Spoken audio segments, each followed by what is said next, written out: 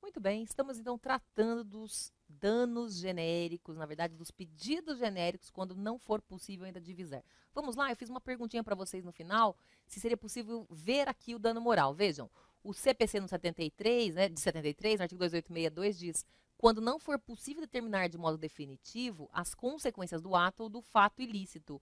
Exemplo, uma indenização por situação em que há danos físicos, tratamentos complementares serão necessários. Então, o meu exemplo não é o dano moral. Por quê? Porque no dano moral eu não preciso fazer nenhum tratamento, nem preciso de saber de nada, concorda? Quando o Dalgleison teve o nome negativado indevidamente, o dano já está feito. Então, não exige nada a ser feito ou nenhuma apuração posterior. É diferente de um dano físico em que eu vou ter ou não sessões de fisioterapia, concordam? Então, na verdade, o dano moral, ele não tem um problema de iliquidez por conta do direito material. Ele tem uma dificuldade de mensuração por falta de norma, por falta de critério. O Brasil optou por não ter uma norma sobre dano moral, o que eu até acho que faz sentido, porque difícil você dizer quanto vale o direito de personalidade. Ah, perdeu um braço, que é também um dano estético, né? Vai valer 50 mil. Poxa, acho que isso é algo que depende muito do cenário. Ele é artífice, ele é intelectual, isso pode variar. A angústia de perder um braço, será que ela é padrão? Então, me parece que não ter legislação é um outro problema. Então, a construção vem da equidade, que é um critério de julgamento, de apreciação, que vai nos dar a justiça do caso concreto. Não é tão simples, né? Precisa ser construído, etc. Então, não é o caso do dano moral. A gente vai verificar que o novo CPC, ele traz esse reconhecimento. Então, vamos lá. Fazendo aqui uma recapitulação do pedido, tá? O que nós vamos querer? Uma declaração de inexistência, uma obrigação de fazer e não fazer, uma condenação ao pagamento de danos patrimoniais e morais, se for o caso, e estéticos também, se tivesse, valores que deverão ser acrescidos de custas, honorários advocatícios e demais despesas processuais. Vocês vão ver que o primeiro e o segundo, a gente até, o primeiro eu já falei bastante, né? Declaração de inexistência, não há consentimento, ele não assinou aquele cheque, a assinatura não é dele. Agora nós vamos passar para a parte dos danos. E eu vou trazer a parte dos danos de uma forma mais convincente para o juiz, ainda na fundamentação jurídica.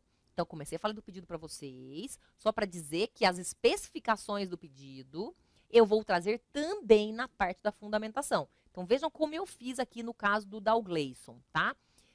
Item 3, dos danos sofridos. O autor experimentou prejuízos de significativa monta. Por que eu faço isso? Porque eu vejo em muitas petições iniciais as pessoas fazerem a falta disso uma recorrente situação. Então, vamos lá. Pode sair do slide, por favor. A pessoa coloca assim: dos fatos, da responsabilidade da empresa, do pedido, quero 50 mil.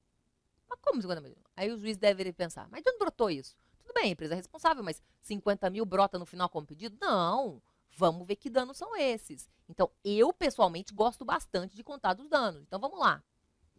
Quanto aos danos materiais, há duas declarações de lojas que apontam que o período de promoção esgotou-se, tendo o autor deixado de adquirir os produtos nesse período, né?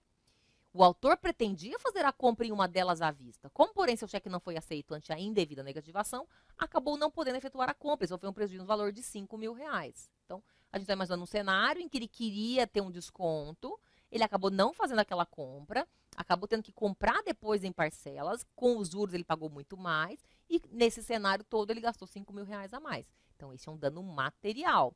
Percebam que eu já fiz referência às declarações das empresas, mostrando, e eu poderia juntar mais, o orçamento que ele fez antes, o orçamento depois, quanto ele efetivamente despendeu, enfim, eu vou trazer aí esta clareza desse dano material, certo? Quanto mais documentado, melhor, menos eu preciso dizer. Então, aqui as especificações do prejuízo material, o que saiu do patrimônio e que não precisaria ter perdido, né? Os danos emergentes, né? Nesse caso não tem lucro cessante, nesse caso basta o dano emergente, tá bom? Vamos ver agora os danos morais? Em termos de danos morais, o prejuízo é enorme. O autor teve a sua imagem afetada pelo fato de ter sido recusado nas duas lojas das quais se dirigiu para adquirir os produtos essenciais da sua casa recém-construída, né? E, como ele não sabia da negativação, ele ainda passou por momentos constrangedores, negando o fato com intensidade até ser confrontado com a realidade irrefutável. Aqui eu estou trazendo a história de dois aspectos, né? por um lado, a imagem dele, de mal pagador, injusta.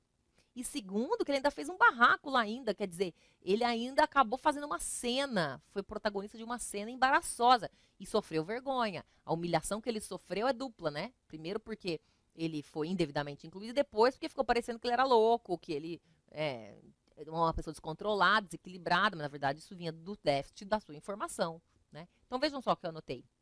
A evidente lesão aos direitos de personalidade do autor. Sua imagem, sua honra e sua vida privada foram imensamente afetados pela indevida negativação. Né? Assim, para reparar o prejuízo e cumprir o caráter pedagógico da indenização por danos morais, deve ser fixado o valor de R$ 50.000. Tá? Vejam que aqui eu já estou indicando o valor que eu quero. Né? A gente conversou já sobre isso. Dano moral não é caso de pedido genérico, não é algo que eu vou ter que ver a consequência depois. Né? É algo que eu já consigo divisar desde o início. Portanto, eu já preciso indicar este valor. Se você encontrar uma decisão, um caso similar, em que também houve condenação de 50 mil, ótimo, você já pode colocar isso na sua petição para já mostrar. Inclusive, há precedentes, de preferência tribunal local ou do STJ, do tribunal do meu estado que diz isso, do STJ que diz aquilo. Aqui fica uma dica, tá? Quando vocês quiserem dano moral alto, procure casos em que juízes foram vítimas, né? Dá a impressão assim que o magistrado colega sensibiliza quando o colega dele foi vítima. Então, talvez você consiga encontrar casos de negativação quando é juiz, porque aí a sensibilidade exacerbada permite condenações mais altas. A gente sabe que muitas vezes a condenação é ínfima, R$ 5.000, R$ 10.000. Me falaram até de R$ 2.000, porcaria, né? Então, enfim, muitas vezes não se valoriza a estima do brasileiro, né? E por isso os valores são baixos. O que me parece errado. Vocês podem perceber que eu coloquei o caráter pedagógico, né? Se poderia desenvolver mais isso. Né? Olha, para desestimular condutas como essa, é preciso uma condenação vultosa. O mercado não vai mudar e contratar mais um funcionário para fazer as checagens, porque para ele sai barato. Ele vai gastar R$ 2.000 nessa demanda, porque ele vai consertar o seu sistema. E aí o judiciário vai inundar você de demandas, né? Porque outros casos vão ter que chegar aqui. E aí isso não atende nem o interesse do judiciário, que não quer ser abarrotado de demandas desnecessárias. Se as empresas se organizarem, isso não vai ser importante. Então, também vale essa argumentação aí, né? Eu tenho colocado cada vez mais nas petições, né? Olha, juiz, vai lotar o judiciário, hein? Faça alguma coisa pedagógica para ver se para com essa gama de processos que cada vez mais, ufa, parece que não dá conta de ser vencida. Tudo bem? Veja outra regrinha, olha que interessante. Atenção com o novo CPC. O artigo 292, que fala do valor da causa, diz que ele constará da petição inicial ou da reconvenção e será, na ação indenizatória, inclusive afundada em dano moral, o valor pretendido. Então, o que se tem falado é que, por esta regra agora, você tem que indicar o valor pretendido no dano moral. Mesmo sendo um juízo de equidade, algo construído no caso concreto, o autor vai ter que indicar, eu quero 50 mil. E com isso, ele vai precisar atribuir o valor da causa. Se eu pedir 50 mil, eu vou ter que atribuir e recolher custas sobre 50 mil. Xiii, professora, piorou, né? Nesse ponto, sim. Os advogados ficavam bem confortáveis, dizendo, olha, eu quero que Vossa Excelência fixe. Mas, na verdade, nem sempre isso é considerado correto. Tanto é que o novo código não acolheu essa tese do pedido amplo, genérico, e que podia ser resolvido via indicação sem quantum. Isso também atende, gente, a ideia de indicar o valor à ampla defesa do réu, né? Porque o réu agora vai poder dizer, ó, 50 mil, que absurdo, casos mais graves não são 50 mil. Enfim, aí cada um vai fazer a sua defesa, né, na linha possível e necessária e desejável. Tudo bem? Vamos ver agora um outro item, o item 4 que eu indiquei, da obrigação de fazer e da antecipação de tutela. Ainda estou na parte da fundamentação jurídica, hein? Agora eu vou falar um pouco sobre isso. Como exposto, não há qualquer relação jurídica entre as partes, sendo a obrigação da ré retirar imediatamente o nome do autor do cadastro de inadimplentes para evitar ainda mais prejuízos. Aqui eu estou entrando na obrigação de fazer. Incide na hipótese o artigo 84, parágrafo 3º do CDC, segundo o qual, sendo relevante o fundamento da demanda e havendo justificado o receio de ineficácia do provimento final, é lícito ao juiz conceder a tutela liminarmente ou após justificação prévia citado o réu. Então, vamos falar um pouquinho sobre a tutela antecipada aqui.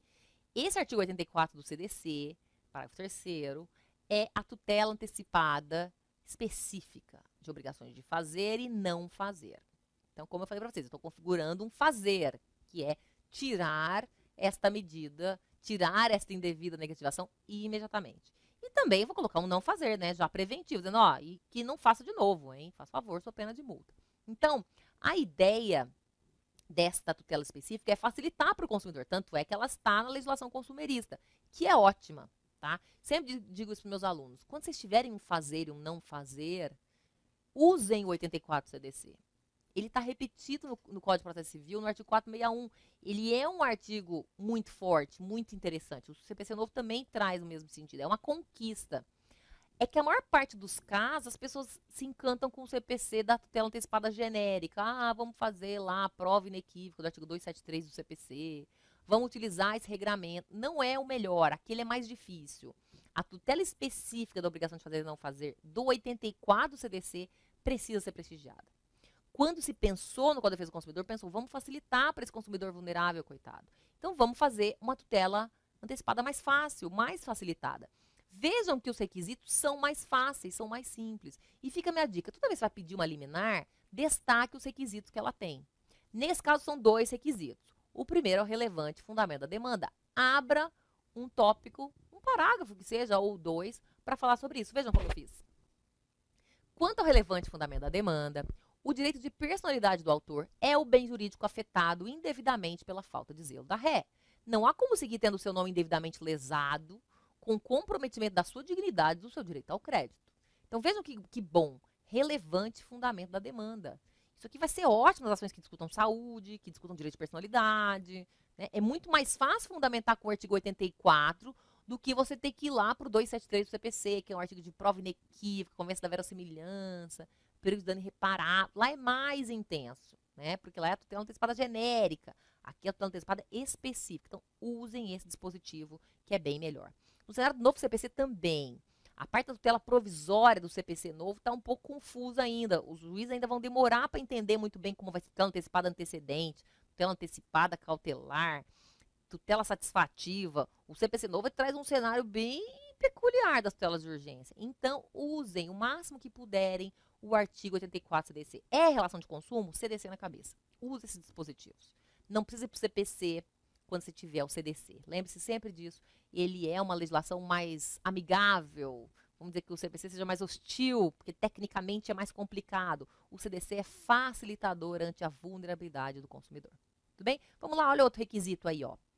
Já quanto ao justificado, receio de ineficácia do provimento final, a negativação do nome do autor configura uma clara lesão ao seu direito de personalidade e segue violando a possibilidade de celebrar negócio com credibilidade. Ou seja, ele tem um receio de que só depois de ser liberado não vai adiantar mais. Ele continua sendo limitado nas suas práticas de consumo no mercado. Isso não é correto. Então, preciso que o juiz tome essa medida indevida, não, né? Para suprir essa negativação indevida com máxima rapidez.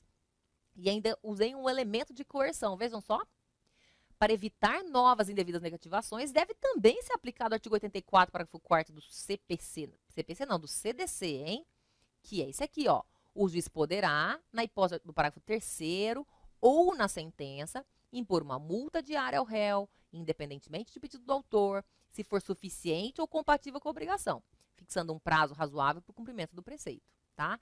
Então, aqui que eu vou pedir a multa, né? Vou dizer, olha, excelência, na hipótese dos autos, é essencial que haja retirado o nome do autor do cadastro inadimplentes e que a ré seja condenada a não mais inscrevê-lo em cadastros restritivos com fundamento na mesma dívida, sob pena de multa de R$ 1.000 por dia. Né? Então, aqui eu vou dizer, para ter eficiência, eu preciso que essa ordem seja clara, tira, e não incida em novas condutas abusivas, sob pena de R$ 1.000 por dia.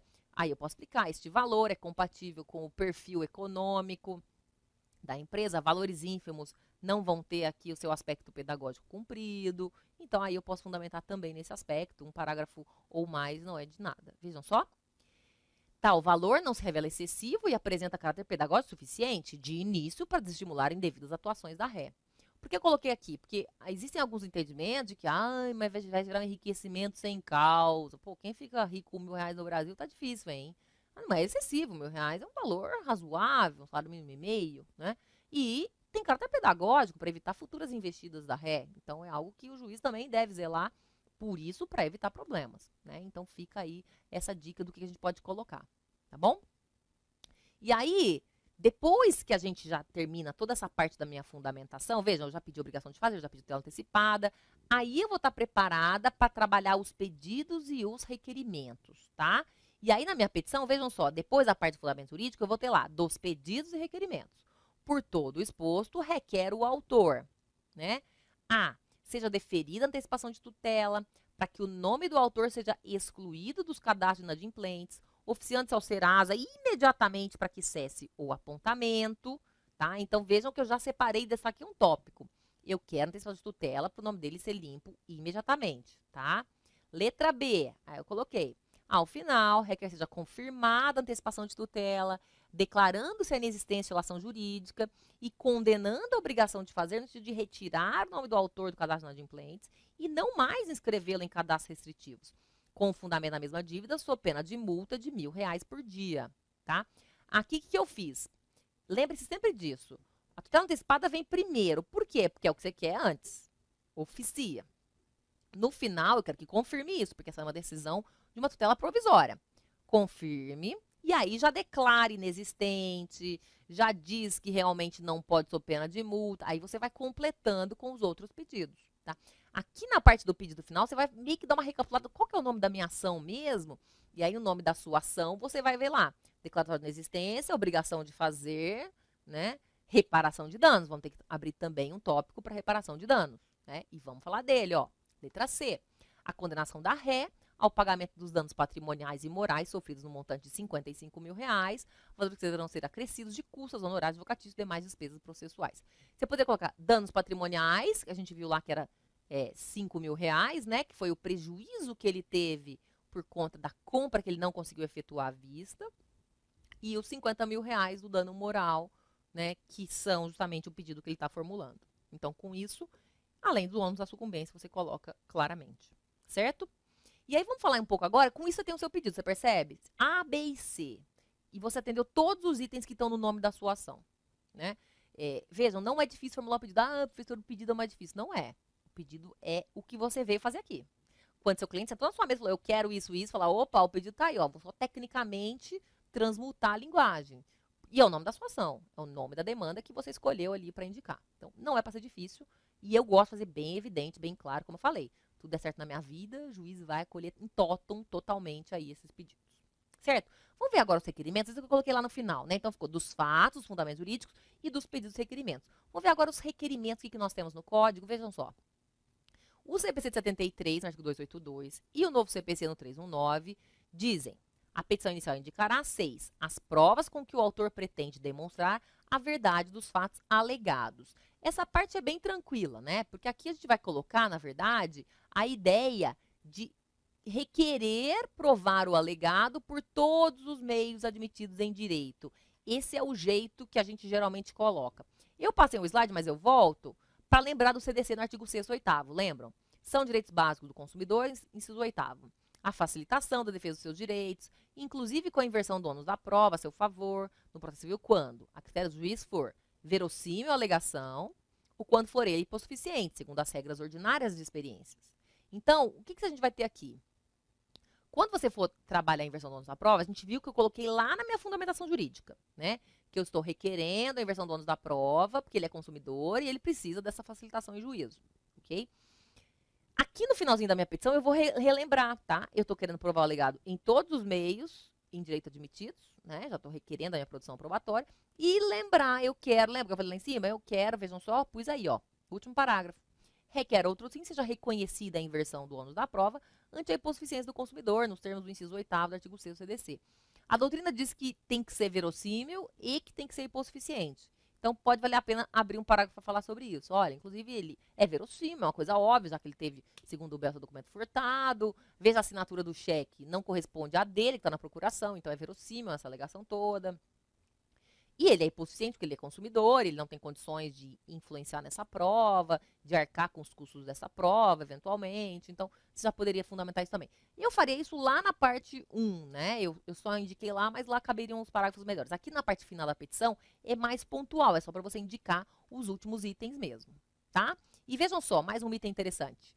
O CP 73, no artigo 282, diz: a petição inicial indicará, 7º, o requerimento para a citação do réu. Esta previsão não consta no novo CPC, no artigo 319. Portanto, em princípio, você não precisaria colocar um requerimento de citação do réu. Apesar disso, na verdade, vejam só, anotei para vocês, é recomendável que o autor e não o juiz defina a forma de melhor cientificar a parte contrária. Então, você vai checar no CPC no artigo 73, 222 e no 247. É viável a citação postal ou precisará ser por oficial de justiça? Professora, por que você diz isso? Vamos lá. Eu, nas minhas petições, faço isso no regime de 73 do Código atual e devo fazer isso no futuro Código, né? Eu prefiro que a gente tenha um cenário de eu disser, juiz, eu quero citação por carta. Juiz, eu quero citação por oficial de justiça. Por quê? Porque eu conheço melhor. Eu não, né? O meu cliente conhece melhor o réu e sabe se vai ser mais fácil ou não. Ih, carteira é complicado, carteiro não chega lá, o carteiro não entrega direito, o oficial de justiça vai, eu quero acompanhar o oficial de justiça. Então, esse controle da citação, ele é importante. Vamos ver, então? Olha, vejam as regras de citação. O novo CPC fala, no artigo 247, a citação será feita pelo correio para qualquer comarca do país, exceto 5. Quando o autor justificadamente a requerer de outra forma. Então, o que o novo CPC está sinalizando? Que a tendência vai ser a citação postal. Porque se você quiser que saia desta regra, você vai ter que justificar por quê. Ah, eu quero citação por justiça, porque eu quero acompanhar, porque o réu, sendo pessoa física, nunca está em casa, é mais difícil localizar, nos horários regulamentares o correio não vai encontrá-lo lá, eu quero que vá fora dos horários de praxe, né? Então vejam só essa regra que eu trouxe aqui do novo CPC. No 73, está no artigo 172, parágrafo 2º, ó. A citação e a penhora poderão, em casos excepcionais, mediante autorização expressa do juiz, realizar-se em domingos e feriados ou dias úteis, fora do horário estabelecido nesse artigo, observado disposto no artigo 5º, inciso 9 da Constituição Federal. Esse artigo aparece no 212 do Código Novo, ó. E, independentemente da autorização judicial, citações, intimações e penhoras poderão realizar-se no período de férias forenses, onde as houver, e nos feriados ou dias úteis fora do horário estabelecido nesse artigo, observado artigo 5º, 11 da Constituição Federal. Então, por que eu estou trazendo essa regra aqui? Porque aqui já facilita, né? O oficial de justiça poderia ir fora dos horários, se ele percebe que, e tem uma indicação, olha, nem adianta das 9 às 18, porque ninguém está em casa nesse horário, estamos trabalhando, tem que ir a partir das 19. Então, você já pode fazer esse pedido para a pessoa física, dizer, olha, excelência, eu preciso usar esses benefícios de poder ir fora do horário. E pessoa jurídica, vejam só, o novo CPC 246, parágrafo 1º, tem uma regra nova. Com exceção das microempresas e das empresas de pequeno porte, as empresas públicas e privadas são obrigadas a manter cadastro nos sistemas de processo em autos eletrônicos, para efeito de recebimento de citações e intimações, as quais serão efetuadas preferencialmente por esse meio. Comentei com vocês que tem essa ideia do endereço eletrônico, e a ideia é que as empresas façam um cadastro. Aqui em São Paulo tem que fazer ainda um convênio para poder receber por e-mail essas cientificações. É algo ainda polêmico, tá? Depende da vontade das empresas. O novo CPC vai mexer nessa água, vai dizer, ó, você está cadastrado, eu posso te mandar. Mas o e-mail não é um meio seguro para receber citação, né? O sistema da Lei 11.419, 2006, a lei da informatização é diferente. Você entra no site, clica e se dá por intimado. A ideia da citação é a mesma coisa, eu teria que entrar e clicar para ser citado. Não está funcionando, porque é difícil, né? Você vai entrar para ser citado, como é que você vai saber que tem algo contra você? E você vai clicar? Complicado. Então, estão tentando usar aí uns convênios via e-mail, o que é bastante complicado, porque realmente e-mail também não é muito seguro. Mas, enfim, o novo CPC traz essa ideia. E veja outra regra interessante. O 248, parágrafo 2º do novo CPC, diz o seguinte: sendo citando pessoa jurídica, será válida a entrega do mandado à pessoa com poderes de gerência geral de administração ou ainda a funcionário responsável pelo recebimento de correspondências. Então, ele está dando aqui uma facilitação maior, falar, ó, o oficial de justiça pode entregar para qualquer pessoa, assim como o carteiro, né, pessoas com poderes gerais, não precisa achar o diretor da empresa, algo que seria bastante complicado. Então, nesse caso, facilita aí o cenário dessa nossa querida situação jurídica, tá? Mais uma peculiaridade do novo CPC, veja o que a gente vai ter que colocar na petição, né? A citação vai ser para comparecer, artigo 364. Se a petição inicial preencher os requisitos essenciais e não for o caso de improcedência liminar do pedido, o juiz designará uma audiência de conciliação ou de mediação com antecedência mínima de 30 dias, devendo ser citado o réu com pelo menos 20 dias de antecedência. Isso dá esse efeito, ó, do caso da Gleison, por exemplo. Requer a citação do réu por carta para comparecer a eventual audiência de conciliação designada pelo douto juízo. Isso, gente, num cenário do CPC novo, tá? No CPC antigo, aquela velha forma, né? Requer então a citação do réu para responder, né? Apresentar contestação sob pena de revelia. Então, num cenário novo é que a gente vai ter essa situação da petição inicial já contar com esse cenário. E veja outro ponto interessante. Veja só. A petição inicial indicará também novo CPC a opção do autor pela realização ou não de audiência de conciliação ou mediação. Esse é um tópico novo, né? E eu vou ter que trabalhar aqui, ó. O autor indica seu interesse na designação de audiência de conciliação para que o réu possa reconhecer a falha na prestação do serviço e observar consensualmente a ordem jurídica, contemplando os pedidos formulados. Ou seja, eu vou dizer, tenho interesse. Ou não tenho interesse, porque as negativas anteriores me mostram que não há boa-fé da outra parte, vai depender do cenário. Mas a ideia é que a gente já fundamente se a gente tem ou não interesse. Okay? É uma novidade interessante, isso no CPC que entrará em vigor em 2016. No novo, no CPC vigente, a gente não precisa fazer isso. Tá? Continuando, o valor da causa. Vejam só, é o último tópico da petição, geralmente, né? Está no CPC de 73, no artigo 282, e no novo CPC, no artigo 319, a petição inicial indicará o valor da causa. E aí, a especificação, gente, ver artigos 258 e 259 do CPC de 73 e os artigos 291 e 292 do novo CPC. Lá que isso está regrado, né? Então, vejam, o valor da causa constará da petição inicial da reconvenção e será, isso no novo CPC. 2. Na ação que tiver por objeto a existência, a validade, o cumprimento, a modificação, a resolução, a resilição, a rescisão de ato jurídico, o valor do ato ou da sua parte controvertida. Então, vejam, nesse nosso caso da Gleison, a gente tem um contrato de R$ 2.500, que a gente quer que seja visto como inexistente. Então, já tem que considerar. R$ 2.500 é o valor que eu vou considerar nessa demanda, tá? Continuando, veja. Inciso 5, o valor da causa constará e será na ação indenizatória, inclusive afundada em dano moral, o valor pretendido. Já vimos esse inciso. Então, eu tenho R$ 2.500 da declaração de inexistência mais 50 mil de dano moral. Então, eu tenho 52 mil, né, e 500. É isso? 50 mil mais 2.500, né? E vejam só, o último inciso aqui está na tela. Quando há acumulação de pedidos, a quantia correspondente à soma dos valores de todos eles. Então, tem que lembrar, eu também cumulei com pedido de dano material. Portanto, eu vou ter 2.500 mais 50 mil mais 55 mais 5 mil reais. Sou ruim de matemática, perceberam, né? Mas somando tudo isso, vejam só como eu vou ter. No caso da Gleison, dá essa causa o valor de R$ 57.500.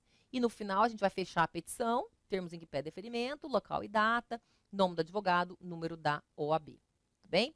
Essa, gente, é uma demanda de procedimento comum, ordinário, no CPC de 73, só procedimento comum, né, no caso do novo CPC, e vocês percebem que ela é uma demanda que não tem uma complexidade muito grande. O que a gente tem que analisar aqui é que a gente faça um pedido escorreito. Só um ponto, volta para mim na tela, esqueci de comentar, essa parte aqui, ó, termos em que pede deferimento, local e data, nome do advogado, número da OAB. Professora, tem que colocar nome do advogado, número da OAB, considerando o formato da informatização do processo? Porque a pergunta, isso às vezes meus estagiários vêm com essa dúvida, professora, mas você está assinando eletronicamente, quando você faz o upload lá do arquivo e você assina, seu nome obviamente já está no sistema. Pois é, mas tem um entendimento bem duvidoso do STJ, de que se faltar um nome grafado na petição, isso seria uma falta de assinatura e, portanto, você poderia ter um problema na sua representação, tá? Esse entendimento não é dominante, mas tem ali alguns julgados nesse sentido. Isso já foi superado, né, quando se reuniram ali os ministros na Corte Especial, falaram, olha, absurdo, com o formato digital nós temos que nos acostumar aí com o novo cenário e a assinatura obviamente é diferente, né? No processo eletrônico, né, nesse formato digital, eu não consigo protocolar se eu não assinar. Então, o que a gente tem feito? À luz desse entendimento duvidoso, todas as vezes que a gente assina, né? E eu vou dar o exemplo da ciência judiciária, que os acadêmicos de direito também colocam o nome na petição, né? Então, coloca lá o nome dele. E eu falo, inclui meu nome também. Meu nome, minha OAB, para ficar bem evidente que eu sou a autora dessa petição, tá? Já tive problemas de promotor de justiça dizer, a petição foi feita por estagiário. Não foi. O estagiário escreveu também, o meu nome não constou, mas está na chancela eletrônica. Uma coisa óbvia, parecia até que era, né? Parece até brincadeira que alguém não saiba disso, né? Mas, cuidado, né? Tudo é possível e a gente não pode, por uma besteira, que é só a falta dessa indicação, passar por tanto perrengue, por tanto problema. Afinal de contas, nosso cliente já tem muitos problemas e o nosso papel é efetivamente estar atento a tudo isso. Muito bem? Então, nós vimos aqui um cenário da petição inicial, fizemos esse confronto da petição inicial do CPC de 73 com o novo CPC. Eu espero, então, que vocês tenham aí bastante êxito e que vocês continuem estudando. Afinal de contas, a parte técnica é muito importante. Como reflexão final, eu trago essa reflexão que espero que nos inspire aí a continuar estudando. Vejam só. Não é aqui, é esta. Pelas suas técnicas prodigiosas, o homem ultrapassa, ao que parece, os contextos do seu próprio pensamento, né? Essa é a frase de Gaston Bachelard. Eu espero que vocês tenham muitas técnicas prodigiosas e que vocês consigam efetivamente ultrapassar aí o pensamento e concretizar ótimas situações jurídicas para os seus clientes. Tudo de bom, bons estudos e até uma próxima.